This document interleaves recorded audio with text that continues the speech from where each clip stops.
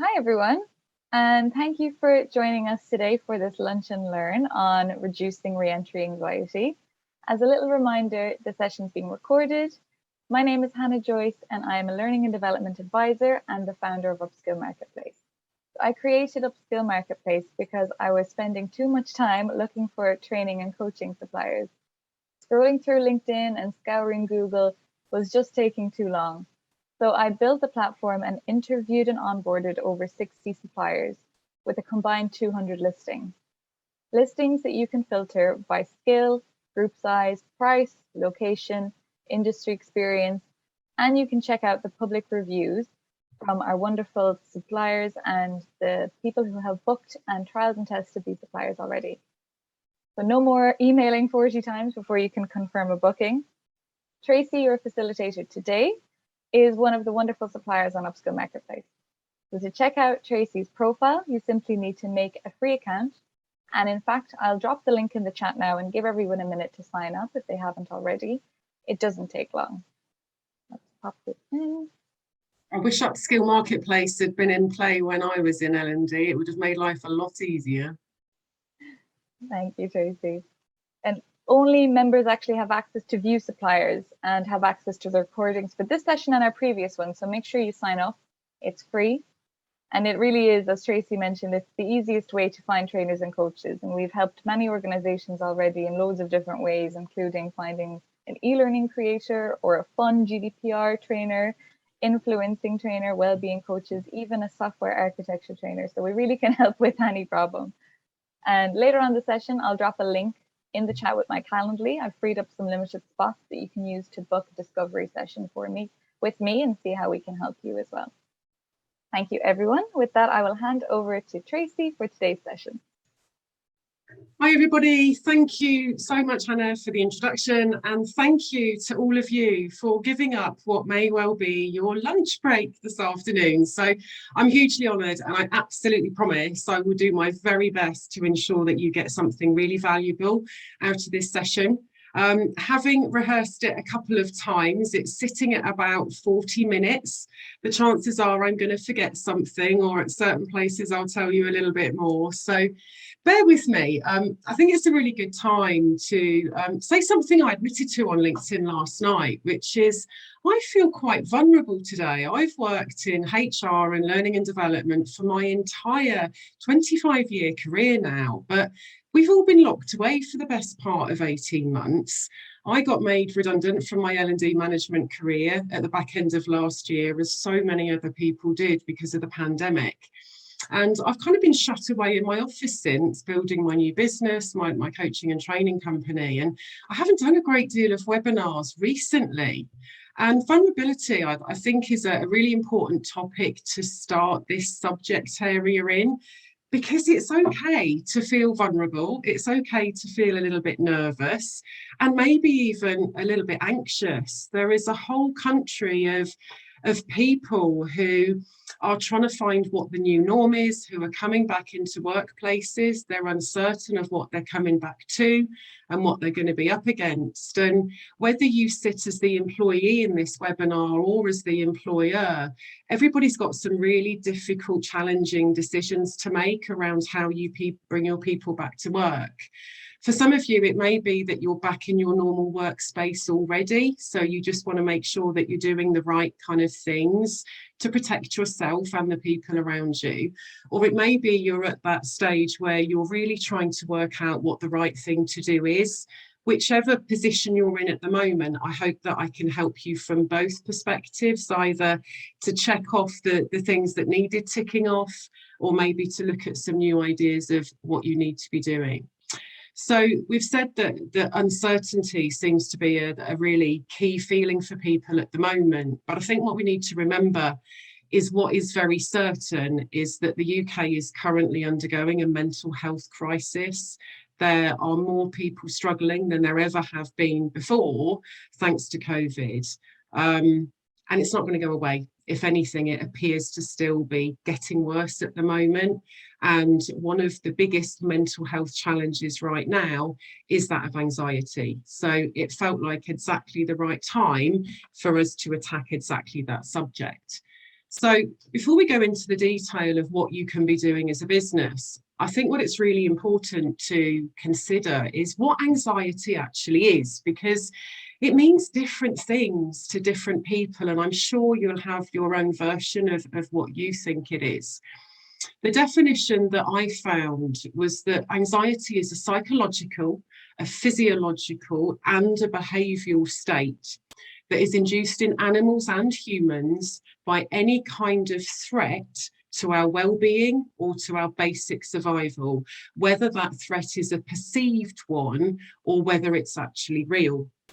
So let's just take into account the pandemic, this unprecedented time that nobody saw coming, that most of us have never had any kind of experience in, and why would we have done? So, of course, our survival has been threatened. People have suffered bereavements and huge mental and physical challenges. And there's been no magic wand. So people have just had to accept how they're feeling and move on, not really knowing what to do. So in the workplace, anxiety is a real issue, because a lot of people coming back to work are going to have various different levels of anxiety. And that anxiety is going to come up in very, very different ways. So we could break it down and consider the potential physiological, psychological, and even behavioural aspects of what you're likely to see in somebody who is potentially suffering with anxiety. I've been relatively lucky in my life that whilst I do get nervous in certain situations, normally because they're things I care about or I don't necessarily know what the outcome is going to be, I've never really suffered from any kind of chronic anxiety. A lot of the population who have never suffered up to this point have found that this has come relatively new to them because of what they've been through. So I don't know about you, if any of you have suffered from anxiety, just take a quick second to pause and think, when you have suffered, how has it felt for you? What's been going on in your head and your heart? How has it made you feel physically, mentally, and emotionally? And what I found in my research and talking to people is that generally these are the kind of signs and symptoms you're likely to see either in yourself or in those people that you work for or with. So people are likely to be feeling or acting more restless than usual, probably feeding back to you that they're suffering with more headaches. Maybe they're feeling quite sick or dizzy or disorientated. For some people, they're just physically exhausted because their sleep patterns have probably been affected through this anxiety that they've been feeling. It may be people are tense. They may be more emotional than usual. So at one end of the scale, people could have outbursts of anger or frustration, or it could be that they're particularly teary at the moment and they're struggling to hold their emotions inside. They could be particularly quiet, they could be disengaged, or at the opposite end, maybe more vocal. But the key to all of this is there is no one size fits all. You won't see anxiety manifest itself in the same way for every single person. So you know your people in your business and you know what's normal for them. And that for me is the key to understanding when somebody might be struggling with feelings of anxiety. It's what's different about them. If they're behaving in a different way, if they're suddenly seeking a lot more assurance and reassurance than maybe they ever have before, if you spot or see any of these symptoms here that you've never noticed in those people before, the likelihood is there is some form of anxiety going on for them at the moment. So that's all well and good, you say, but why is anxiety my problem in the nicest possible way? Well, it's an issue for employers in a number of different ways. I'm sure you've seen on social media or in media in general the really quite scary statistics at the moment of what has come out the back of the pandemic. So, YouGov survey from last year, half of working age adults reported mental health has suffered because of what we've been through. Over half of the population have felt anxious at least several times in a month. And bear in mind, this was March 2020. That those figures, in my opinion, will only ever have got worse. And then lastly, I think the most scary for us as employers is the cost of poor mental health. And again, this report from Deloitte was a year ago. So if poor mental health was costing us in excess of 4.5 billion, then what is it potentially going to cause us when they do the figures for 2021? So these are things that we really need to consider and take into account. The statistics really do speak for themselves. So why are people anxious? Because life has been really different. People have been forced into completely different patterns, completely different ways of working. They've probably had to work at home for the first time in their careers, be that long or be that short. And mental health has become an issue, and they've not been able to find a way to get help for what they need because everybody is so overloaded. We know that the NHS is really struggling, massively understaffed, massively overworked. And so what's happening is those people are now for employers take some responsibility to take on a duty of care to, rather than protect our people as our workforce, to protect them as human beings more holistically, because I know that I don't switch myself off when I'm at work. When I go to work, I take the whole of me and not just the bit of me that needs to work. So interesting research here that was done from Inspired Business Media. When you think about what is it that people are getting anxious about, what are their worries and concerns primarily related to? So big one at the top, no great surprise, I don't think, that the biggest concern is that people are going to be exposed to and potentially develop COVID themselves. I am one of the very lucky few, I feel, who still, touch wood, hasn't actually caught COVID, and I am one of the lucky ones. So people are worried about their basic needs. How are you going to keep me safe? How are you going to keep me secure? I've been able to lock myself in my home and protect me and my family for all of this time. But people are also worried about the fact that they've had flexibility, they've had more time at home, they've had less of a commute. When they're at home, they've not needed to wear that strange mask on their face that would have been so alien to most of us only a couple of years ago. But right at the bottom, look, the scariest statistic of all is that none of the people that took part in that survey had no anxiety at all. Now, you'll notice quite a familiar looking diagram, I'd imagine, on the right-hand side. Any of you that have been involved in HR and L&D for any period of time will at some point in your career have been exposed to good old Maslow's hierarchy of needs, a piece of theory relating to motivation that's over a century old now, but I still think it holds its own in the modern workplace.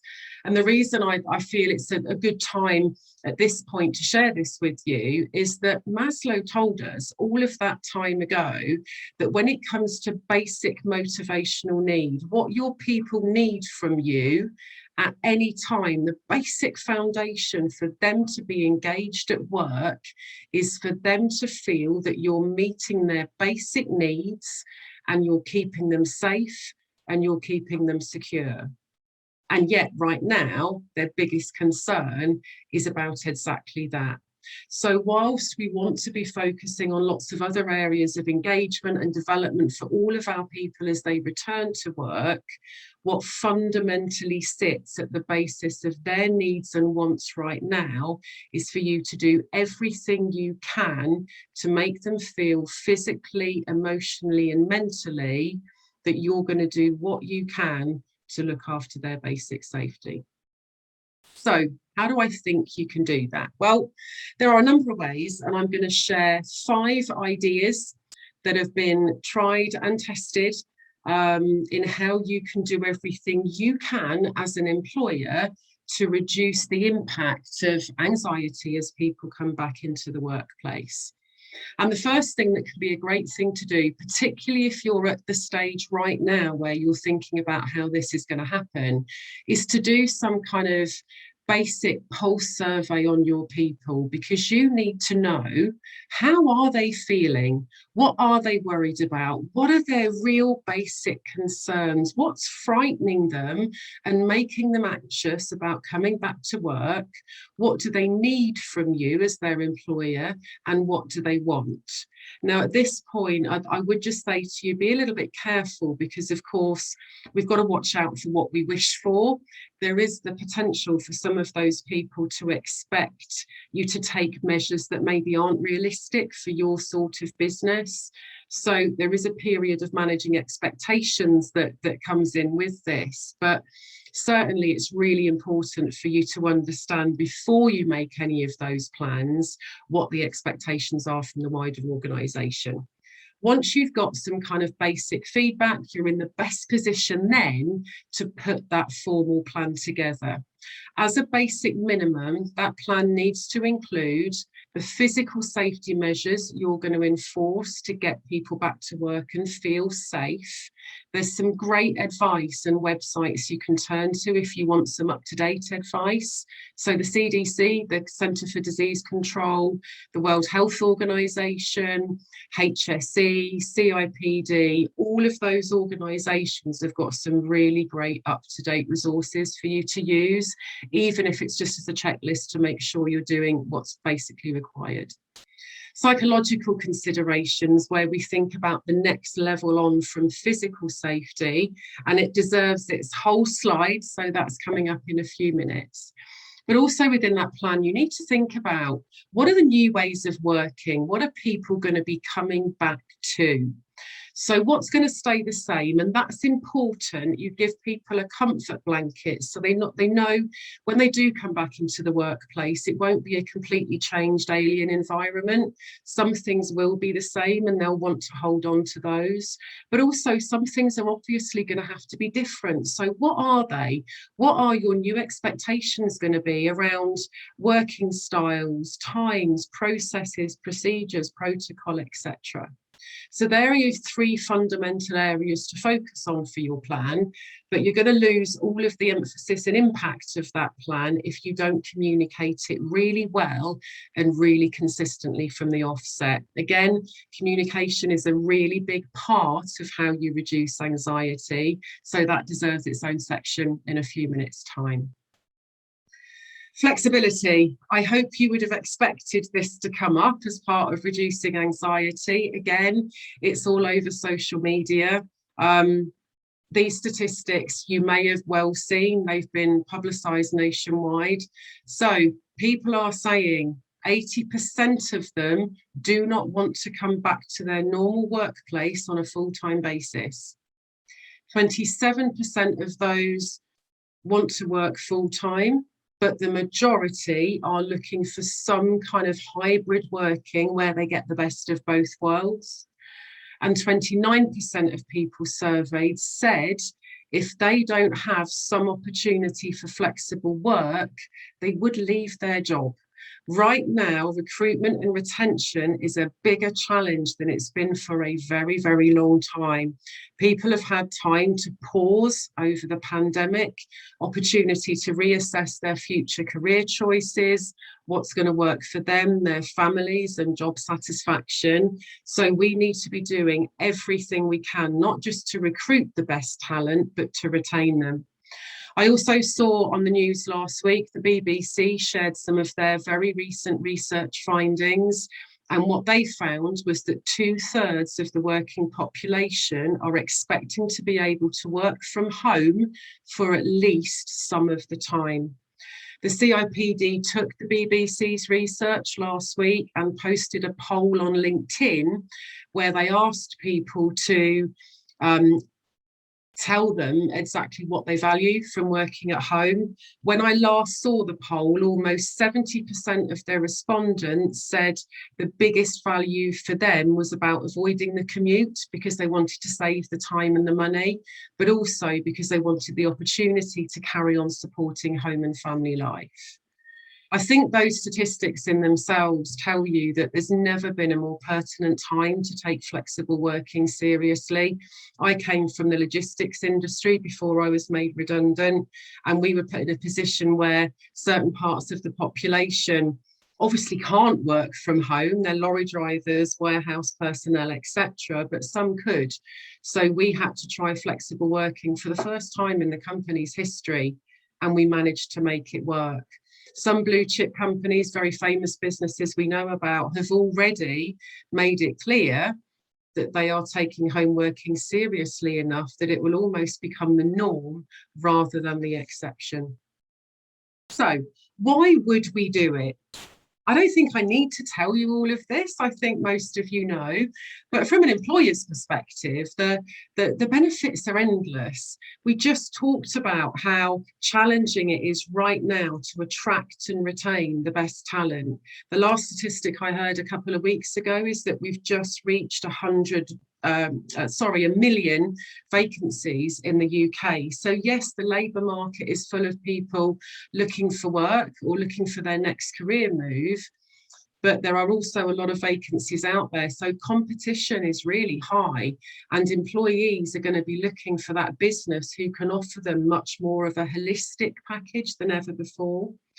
For you, it's about increasing motivation and engagement in the workforce, working towards better efficiency, productivity, supporting inclusivity and diversity, reducing the carbon footprint, which again is becoming more and more important in the modern world.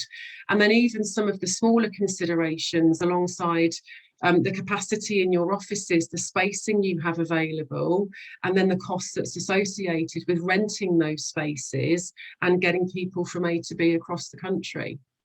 For employees, I think one of the real keys here is around the opportunity for them to manage stress and anxiety levels better, to see that reduction come naturally from not having to juggle so many balls, from not having to be in that environment that makes them feel anxious. It can improve wellness and well-being, such an important subject, but again, it has its own slide. It's about better life balance. I don't call it work-life balance. For me, work and home all falls into the same one person. Therefore, it's about finding the balance across all of life. For people to feel more satisfied, more fulfilled in their work, and ultimately for both employer and employee to be able to increase their flexibility and productivity. So what options are out there for us? A lot of you, I'm sure, are HR people, therefore you probably know some of these opportunities better than others, but flexible working can be anything from staggered hours. So if someone needs to work 8 hours in one day, maybe they don't want to do it 9 to 5 anymore, they want to do it 7 a.m. to 12 and then maybe 5 to 8. So how can you shift those hours around to fit in more to maybe what those individuals are looking for? Flexi time, so having a core set of standard hours, but the team make those decisions around how they fulfill those hours that department needs to be operational for. Maybe it's looking at part-time opportunities. Some people have realised, actually, I was working too long and too hard. I want to work less. So where are there opportunities for me to share my role with another person? Compressed hours. Some people enjoy making their weekends longer and their working week shorter. So they may still want to work 40 hours a week, but do it in 4 days rather than 5. What can you do to potentially help those people with that? And then hybrid working, which seems to really be the fashionable way to work at the moment, from what I'm picking up. Hybrid is really a combination of all sorts of different ways of working, but primarily it's when you take a working week, it's an opportunity for someone to spend some time working at home and then some time working in the workspace. And we know that there are benefits, pros and cons to both of those things. The CIPD, only in the last couple of weeks, just so you're aware if you hadn't seen it, has responded to the sudden demand in requests for flexible working by publishing guidance on how to manage that increase in requests. So if you go onto the CIPD's website, you can hopefully access that information too. As well as considering how people might work. Also make sure that you revisit your flexible working policies if you've got them, make sure they're up to date, make sure they're fair, consistent, etc. And if this is something that you're toying with at the moment, or you're at the very early stages, and you just don't want to eat the whole elephant because it just feels like too big a project to manage right now, is there an opportunity for you to take some baby steps into more flexible working? Maybe it would be appropriate to pilot hybrid working, but within a very small team or a particular department, or maybe just one site if you're a multi-site business, just to really assess and evaluate how you can make it work on a much smaller scale. But I do for a second want to just take the time to acknowledge, I know this sounds like ideal world scenario, and for some of you this is going to be easier than others. The reality is not all sectors and industries can work in a completely flexible way. You can't embrace hybrid working if in a sector like my last role, where a lorry driver can only be in a cab, a warehouse colleague can only be in the warehouse. It's about thinking, what else can you do to share the learnings from the pandemic with those cohorts of people? So I'd ask you to think about what benefits from working at home can you replicate back in the workplace? How can you ensure that you support people to find more balance and well-being in their everyday life? Do you need to consider some opportunities for coaching or training in well-being or self-care to at least demonstrate to your people that you appreciate everything they've done over this last period of time and the way they may want to work moving forwards? Are there opportunities to consider alternative shift patterns or working styles, again, to really influence some positive change for the people that you can't offer more flexibility to? I would also take this opportunity to remind those people who are coming back into the workplace the benefits of coming back to work. I don't think I'm an isolated case in the sense that I really miss the networking and the social connection. I'm an old-fashioned girl. I love being around real people. I love the creativity that comes from being face-to-face with people with different skills and experience, and getting all of those ideas that come from those opportunities. Also thinking about the boundaries which have got really muddled and really grey during the pandemic, because home suddenly became work as well. So people were working longer and harder. They were spending more time in the office, which may have been great initially on your bottom line, but ultimately it's not good for their well-being in the longer term. So coming back to the office resets those boundaries and gives people that routine again of home being home and work being work. So as I'm mentioning well-being quite a lot, it would be rude of me not to give it its own section. So number 3 tip is around your provision for well-being support in your business. And there are loads of ways that we can do this. Wellbeing has become a really hot topic over the last couple of years.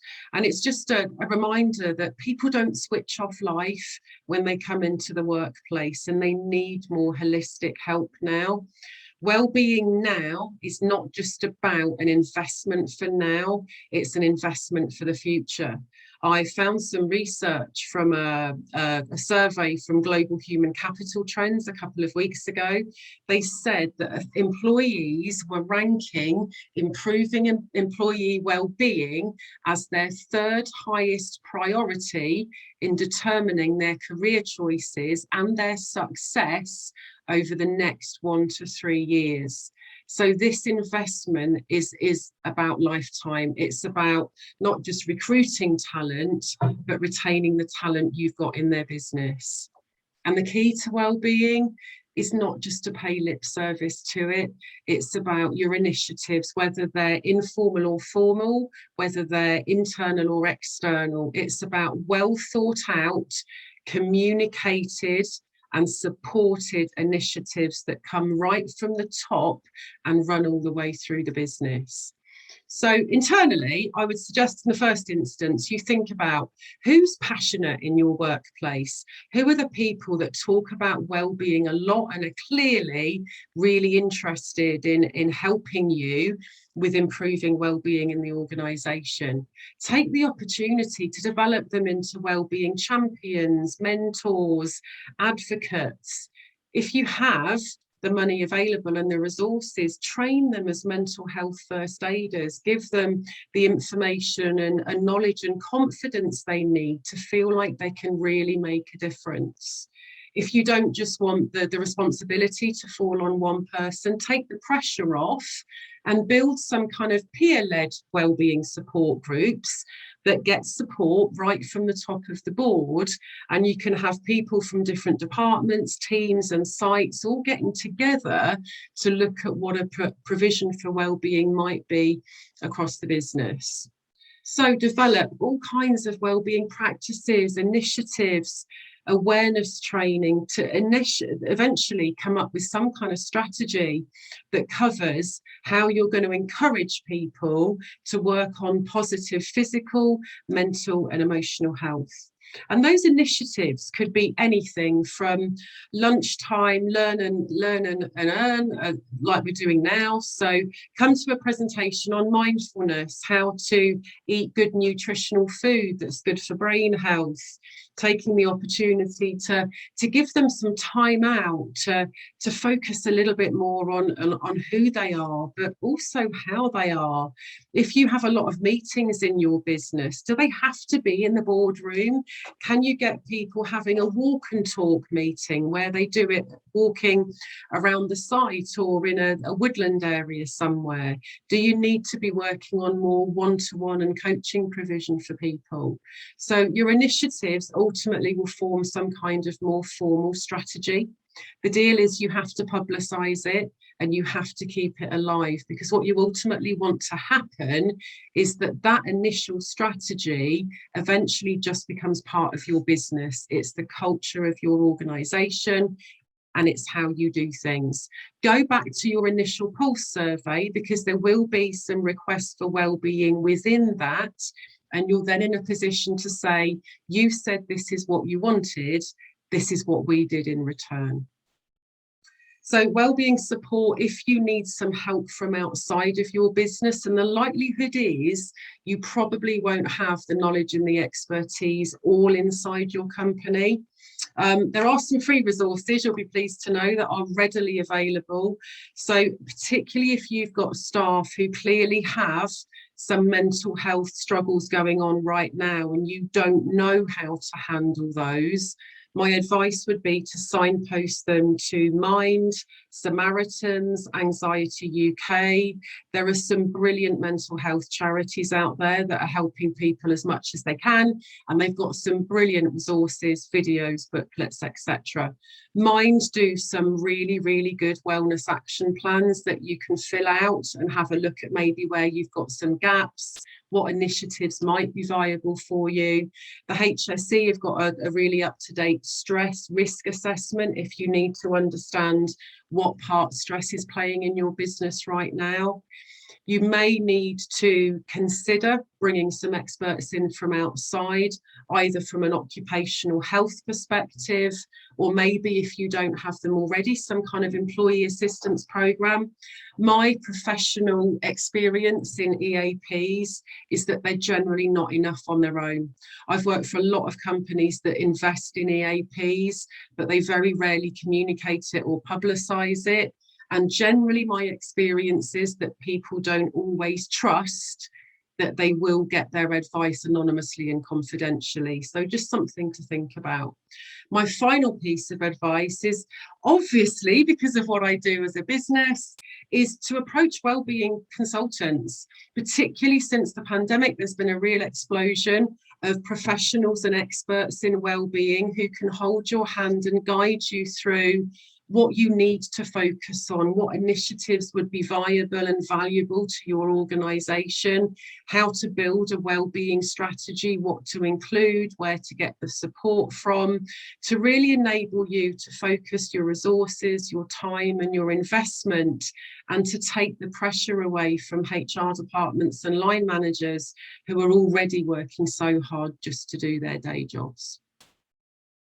So communication is also a really big deal at this point. We take communication for granted, but all of your hard work so far is going to be lost if you don't focus on what you need to communicate to get people back to work and how to do it. So what do you need to tell people about? You need to tell them what the return to work plan looks like, and ideally before they get back into the workplace, so you've met their expectations and they're realistic about what they're coming into. Communicate it with everyone across the whole company and make sure they know that you took their feedback into consideration. Explain the new norm, what the company looks, feels and sounds like, what's staying the same, what needs to change. Most importantly, why you've made the changes you have, because that's how you'll buy into adapting. What have you put into place to physically and psychologically protect everyone from a health and safety and wellbeing perspective? What your hopes and goals are for the business moving forwards. Again, if you want to buy people into change, they need to understand what part they can play in that change now and in the future. They're probably also going to feel a little bit insecure at the moment about the company's future, because a lot of businesses really suffered financially through the pandemic. So they're probably not just questioning physical safety and well-being concerns, but they're also challenging, am I still going to have a job in 6, 12 months' time? And also make sure that everybody knows where they can access the kind of support they need for themselves right now, what it is and where to find it. As I said, communication is great if you do it well. We sometimes think that we know exactly how to do it really well, but great reminder here around basic principles of effective communication. So number one, make sure it's genuine and make sure it's two-way. You have a lot of information to share with your workforce, but make sure they have the opportunity to feed back to ensure they understand what you're expecting of them. Make sure you check in with people regularly on a one-to-one basis and at a group level. That might be virtual initially until you've got them back, but then hopefully face-to-face later on. You've got to invest in rebuilding those relationships and rebuilding those connections. Make sure your communication is regular, it's consistent, but it's also simple. You want to deliver the same message to build trust, but you also need to ensure it's relevant to the audience you're delivering that message to. So keep the information local, particularly to different sites or different departments. NVC or non-verbal communication, it's all about walking the walk in your approach. So as managers, as HR departments, as MDs of businesses, if we're going to talk about flexibility and well-being and protecting people's safety and security, we've got to do it ourselves. We've got to be aware of how we behave and what our actions are telling the rest of the workforce to make sure that we're constantly instilling this new culture and new way of working in a way that's going to work for everybody else. Be compassionate, be empathetic, be understanding. All of these things go a really long way. Your emotional intelligence and the emotional intelligence of your people managers right now is incredibly important. Use all the media and the channels that are available to you. So face-to-face and one-to-ones are brilliant. So you've got some individual and group communications, but also follow up all of your messages, email, intranet, notice boards, pay slips, newsletters, whatever your ways of communicating as a business are, make sure that you're working across all of them and making them work for you. And then finally, for this section, be human beings about this. I said to you right at the beginning that I was fessing up to feeling a little bit vulnerable and a little bit nervous about today. Be humble. You guys have never brought people back from a pandemic before, and it's okay to admit that you're finding your way a little bit. Some things will work brilliantly, others maybe not so. You won't know until you try. So throughout this whole process, be open, be honest, and be transparent. So last of my 5 keys to reducing re-entry anxiety has got to be around training. Don't underestimate the support your people need from you right now. Training has been at the bottom of the priority list for a long time because it's had to be. But your people have worked in unprecedented times. They've been working potentially longer and harder than ever before. They've probably been ill with COVID or have been struggling with family members or friends who have. They've maybe even lost people in their life. They've been isolated, they're exhausted, they're probably struggling with some aspect of their physical, mental or emotional health because people just haven't been looking out for themselves and taking care of themselves. There haven't been opportunities to develop with everything shut down. So now your people are looking to you and they want either maybe some one-to-one support, some informal intervention from you. But then you're also going to have a cohort of people who want to develop now, who want some more formal training to feel like there's a path forwards again. Your people managers, particularly in my opinion, are those who really need some extra help at the moment. They've not just had to manage all of those problems we've just talked about, they've also been covering for sickness, vulnerable members of staff, isolating and furloughed team members. They've probably also been having to manage remote workers for the first time, and they've been under extreme pressure.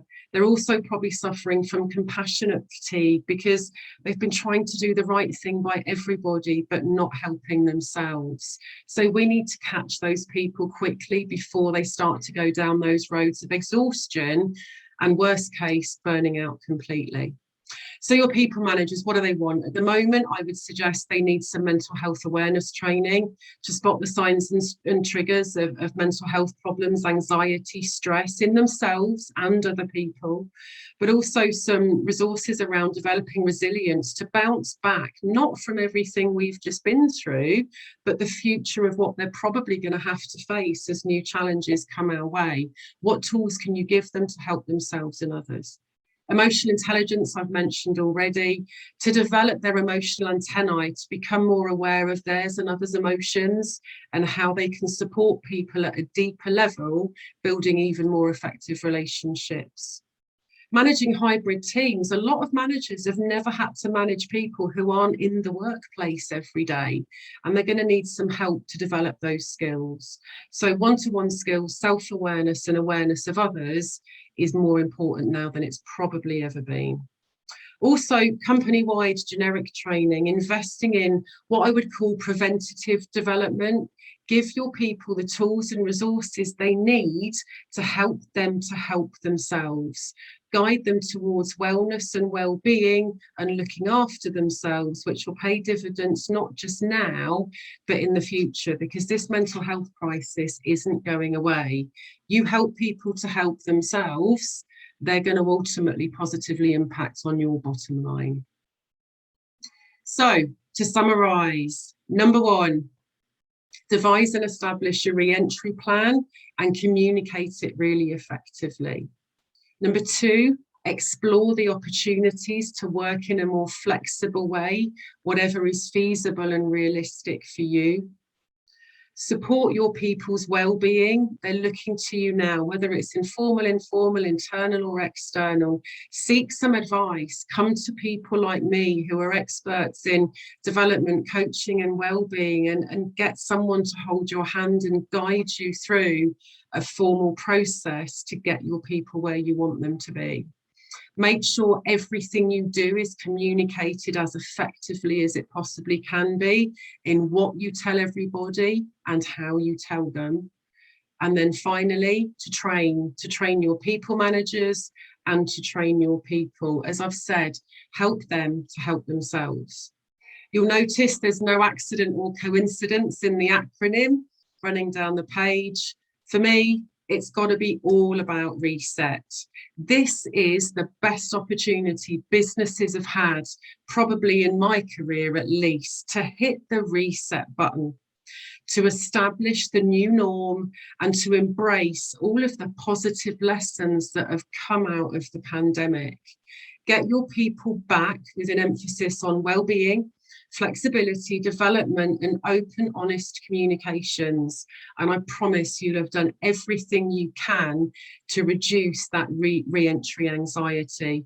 And you can build instead a culture of trust, of safety, of engagement to ensure that you don't just retain the talent you've got, but recruit what you're looking for in the future. That's me. Any questions?